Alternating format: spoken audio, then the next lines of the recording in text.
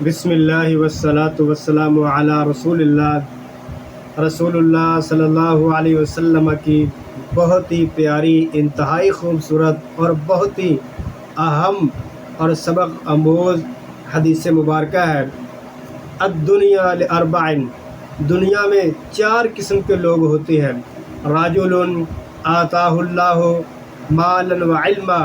ایک وہ انسان ہے جسے اللہ تعالیٰ نے مال بھی دیا اور دین کا علم بھی عطا کیا، اور وہ علم کی وجہ سے مال کا جو خرچ ہے وہ صحیح کرتا ہے، اللہ تعالیٰ کے راستے میں خرچ کرتا ہے، ضرورت مندوں پر خرچ کرتا ہے، اللہ رب العزت کا حق ادا کرتا ہے، مال کمانے میں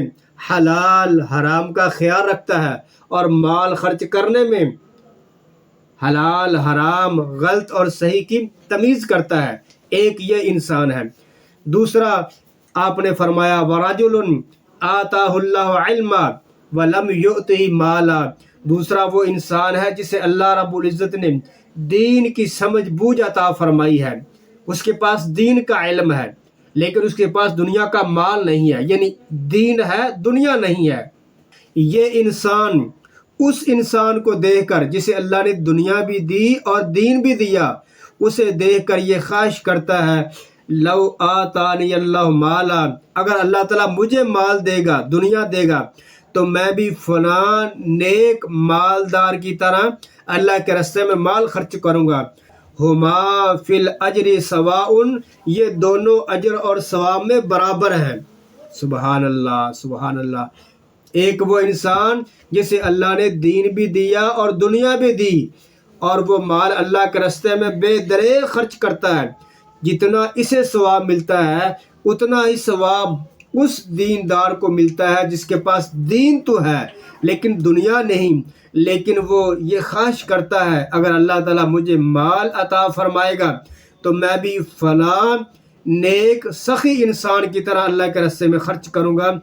تیسرا وَرَجُلٌ آتَاهُ اللَّهُ مَالًا وَلَمْ يُؤْتِهِ عِلْمًا، جس کے پاس مال و دولت ہے، دنیا ہے لیکن دین نہیں ہے۔ جب دین نہیں ہوگا تو وہ مال اللہ تعالیٰ کی نافرمانی میں، گناہوں میں، لوگوں پر ظلم و زیادتی میں، اس طرح کے راستے میں خرچ کرے گا تو وہ اللہ تعالیٰ کی نافرمانی کرے گا، گناہ کرے گا، نہ وہ مال کمانے میں حلال حرام کا خیال کرے گا اور نہ وہ مال خرچ کرنے میں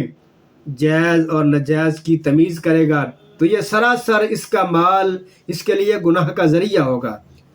تو چوتھا انسان آپ نے فرمایا وَرَجُلٌ لَمْ يُؤْتِهِ مَالًا وَلَمْ يُؤْتِهِ عِلْمًا، جس کے پاس نہ دین ہے نہ دنیا ہے۔ اب وہ اللہ کا نافرمان جو مالدار ہے اس کو دیکھ کر خواہش کرتا ہے میرے پاس اگر مال ہو تو میں بھی اس کی طرح عیاشی کروں گا۔ تو آپ نے فرمایا ہما فی الوزر سواء، ان دونوں کا گناہ برابر ہے،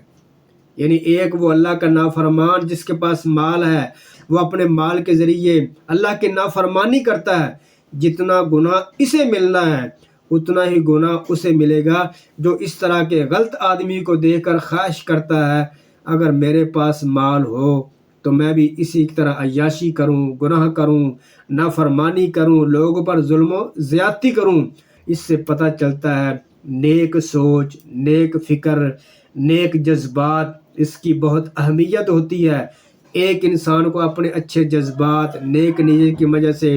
ثواب مل گیا، ڈھیروں ثواب، اور ایک کو اپنے برے خیالات، برے جذبات اور بری نیت کی وجہ سے بہت زیادہ گناہ مل گیا۔ اللہ تعالیٰ ہمیں نیک اور اچھی سوچ فکر عطا فرمائے اور اپنے نیک بندوں میں شامل فرمائے۔